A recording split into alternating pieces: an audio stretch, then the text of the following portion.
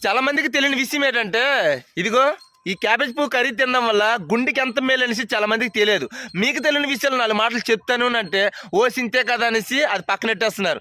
మీకు ఆరోగ్యం సరిలేకపోతే మీరు అప్పుడప్పుడు ట్యాబ్లెట్లు ఎలా వేస్తారో అదేవిధంగా నేను చెప్పినట్టు ప్రతిరోజు క్రమం తప్పకుండా ఇలాంటి ఒక్కొక్క కాయగూరని ఒక్కొక్క ఆకుకూరని ప్రతిరోజు క్రమం తప్పకుండా తింటే మన ఒంట్లోని ఒక్కొక్క అవయవాన్ని ఒక్కొక్కటి మెరుగుపరిచేలా చేసే బాధ్యత ఇలాంటి ఆకుకూరలకి కాయగూరలకి ఎక్కువ ఉన్నాయి అనమాట. మనం బయటికి వెళ్ళి ఎన్నో అడ్డమైన గడ్డల్లో మనం తినుకొని ఉంటాం.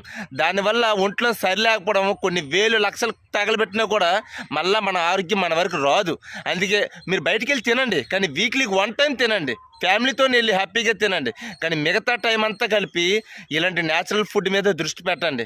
ఎందుకంటే ప్రతి ఒక్కరు ఆరోగ్యం ఉండడం కోసమే నా వంతు సాయం మీ అందరూ చెప్తున్నాను. ఇక్కడ మీ వంతు సాయం మీ ఫ్రెండ్స్ కూడా చెప్పండి.